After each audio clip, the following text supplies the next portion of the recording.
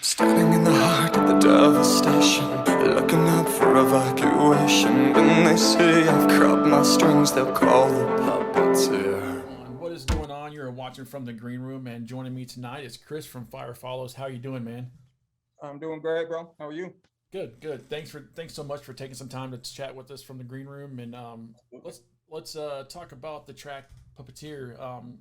Your newest single has been called a melodic hard rock monster. How did you come up with that? The lyrics for that song and just the idea behind it.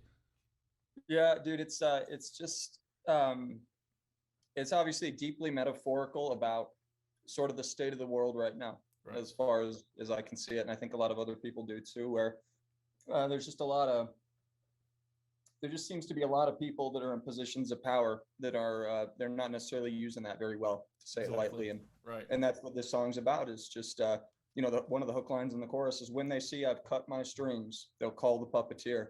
Yeah. And I think that's the environment that a lot of us feel like we're living in right now.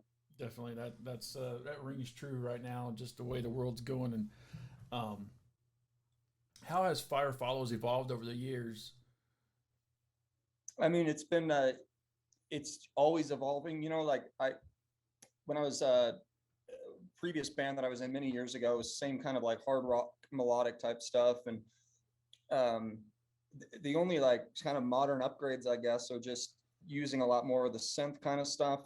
But as far as like the music, this is just sort of the genre that I always gravitate towards, is whatever this even is, like I, I call it melodic hard rock or something, um, but yeah, I would hope that it's like evolving musically and lyrically, and finding ways to say things more creatively with better melodic hooks and things that resonate with people, and just all that stuff, trying to evolve it and move it Right. forward, I guess.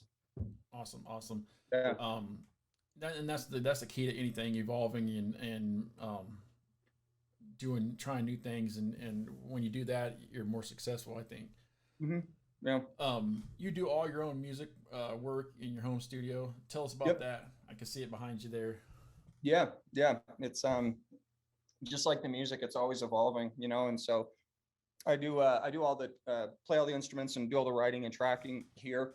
Um, I've got a I've got a drummer, Emily Gould, that's been in some of our videos, and obviously from a live standpoint, she'll be doing drums. And then I've got a couple other guys that uh, are, in terms of the live shows, are ready to go. So we've got a group put together that's in place to go do that. But it's just been easier up to this point for me to sort of do all the tracking and the writing in here. And I've got such a streamlined process now that it still takes way too long, but it's much faster than it used to be. Right. So yeah, just trying to. I always joke like it's kind of a home studio, but the studio's sort of overtaken the home. So I feel like I live in the studio now. Yeah, yeah. That's how my office is. That's kind of my studio, my podcast studio, and stuff like that. Yeah. It's kind of nice having it at home where you don't. I mean, you can do all your own stuff there. I mean, it's not cheap Yep. to rent a studio and pay for an engineer and all that stuff. Nope. So, Nope. and I've talked to a lot of the musicians I've talked to. That's what they're doing now. They're doing it all themselves to save money, Yep. to focus, their funds on other things like getting the music out. Yep.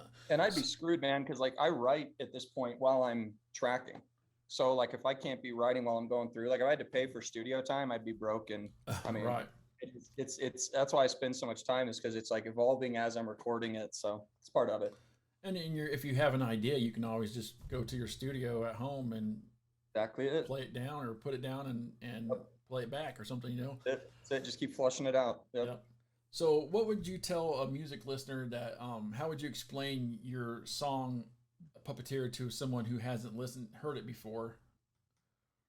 I would just, I would hope anyway that it's, and this is always a goal, or it's becoming more of a goal of mine, I should say. Like, I want these songs to be palatable for people that listen to every genre of music. It's one of the reasons that I try to steer. I mean, I could make these, you know, you can make a song into anything you want, right? Like, they could be much heavier or more aggressive, or vice versa. They could be a little poppy or whatever. Like, Hmm. this to me feels like something that I really love this sound. Like, it's the thing that I Right. fought, but I just think anybody from any genre will understand this thing melodically. Like, I think it hooks really easily, and the melodies work. And then lyrically, I would just say, you know, I feel like you got to listen to this thing 5, 6, 7, 8, 9 times to like Right. really immerse yourself in what's going on. Because I hope the goal anyway is that there's enough layering going on that the listener hears it once and goes, okay, that was cool, but then picks up something new the second time and the third time. Right. Right. And so that's what I like to think anyway, that if you listen multiple times, you'll start really catching the effect of kind of what's built into these new tracks. Right. Right. And Yeah. and that's what makes music enjoyable. You know, you listen to it the first time, you listen to it the second time, you catch something. That's You it. know. Yeah. Yeah. Yeah. So you play multiple instruments, you write and record your own music. Mhm. Has that always been something you have done? Like, did you start music like playing instruments at a young age, or did it just come Yeah. natural to you as far as learning the different instruments? A little bit of both. I mean, I started, you know, piano first and then drums, at piano for sure to, you know, 4 or 5 years old or something. And it wasn't something I was like in love with. It was, you know, my mom kind of sending me to lessons, right? But as I got older, you know, my dad's a drummer, and so we had a drum set around us. So I really took to that, and then obviously picked up the guitar, mostly Right. just to start writing, you know. Um, but but over time, as I really began to develop more of a passion for it, like all those things evolved. So every element of it, like the voice, the singing was always the main thing because Right. that's just where the expression came out. But I just felt like I was so limited if I was depending on a really good guitarist or a really good pianist to, like, you know, help build the instrumental. And so I did that for many years, obviously, as I was developing all this. But it's to the point now where I'm by no means, you know, I know a billion better guitarists and keyboardists and drummers and everything else, but I'm good enough where I can get the tracks put together in a way that makes sense. And then if I Right. need to have some help filling in the gaps, there's always people to Right. to Right. help me out there. It's funny. So It's funny you say you started out at piano lessons. It seems like Mhm. that's what parents go to get their Yeah, kids in music instruments. That's the first yeah, thing, and a lot of them do it for a while and they gravitate to something, guitar, yeah, drums, that's it. something more loud, Yep. and the parents probably are like, oh, dang it, but Oh, in the end, I'm sure if it's something you enjoy. I yeah, tried taking guitar lessons in college the first time I went, and I just mhm, couldn't keep up. yeah, I wish I could have, because I like. yeah. And it's one of those things now, I think, where, you know, obviously with internet, YouTube, and it keeps evolving. I mean, you can learn anything, you know. And Right. so it's just a matter of like, if it's something that anybody wants to jump into, it doesn't matter the instrument. I mean, there's only a billion videos and tutorials for everything, and it's like, dude, I'm still watching stuff all the time. I'm like, you know, I just feel like I'm a little bit stagnant with the keys I'm doing right now. Let me just watch some tutorials and see if something kind of Right. pops in. I can, you know what I mean? Like, there's just so much out there that I feel like I can keep learning and growing from. Yeah, the internet, if that would have been around 25 years ago, Right? and Right? YouTube and Yep. all that stuff, like Yeah. every It's so time you have an issue, the response is, did you check it out YouTube, see if there's any videos on there? And I use YouTube for, editing, for yep. Photoshop and for Premiere and Yep. all the video stuff, and trying to get, Yep. just quick keys to do things quicker. For sure. Yeah. So, is there any plans for you to release any more music in 22? Oh yeah. So I thought this was going to be released as an EP, The Puppeteer being one of the songs that would be on it. Hmm. I like that better, but we're still very much in a world where singles make more sense Yep. for all the, you know. So right now I think we'll probably do, because I've got pretty much an album's worth that's basically done, but we'll just keep releasing them, I think, in something like 8-week increments. So, you know, Yeah. we'll let this one run for another few, and then and then make the announcement that the next one is done. I'm sitting on it right now, and Yeah. it's a it's a way cool song. And because I Awesome. still do send, I do all the tracking here, but I send out for mixing, Oh, mastering because okay.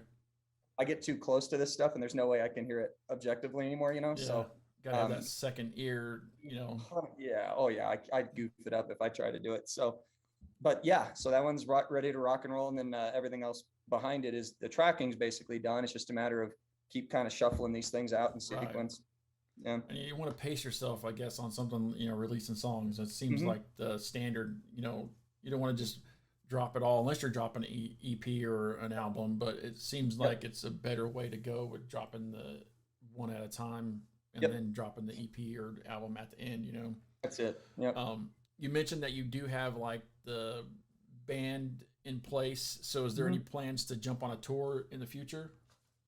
As soon as the opportunity presents itself, if anyone's listening to this right now, like, yes, absolutely. It's just, I, I get so, there's so much that I'm trying to do with all the, the tracking side and the production side and the social media and the marketing and everything. And I've just been really trying to find a good team that can Mhm. help facilitate some of the touring stuff Right. and just haven't really been able to make it happen yet. So Right. very hopeful that obviously, you know, moving through the rest of this year and into 2023, that we can link up with someone that can they can just sort of help with that. I feel like I'm so maxed out, like, and not doing enough at everything already. Right. It's Right. like I don't Let even know where to someone else begin handle with that part.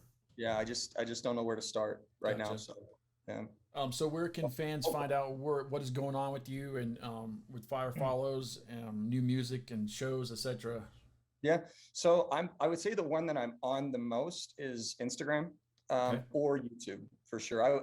If I could just have YouTube, that's all I'd have. But Right. but if people are actually wanting to like do, you know, DMs and all that comment stuff, like for sure Instagram. Okay. But those two platforms mainly, and then of course we're on all the other stuff too. So Awesome. Awesome. like I said, Again, this has been From the Green Room. My guest, Chris from Fire Follows. Go check out the new song, Puppeteer, all the streaming platforms, and find out what Fire Follows is doing, and on all social platforms as well. Chris, has been fun chatting with you, and let's do it again soon, man. sounds great. Looking forward to it, dude. Awesome. Have a good night. So Recording stopped. Okay, cool.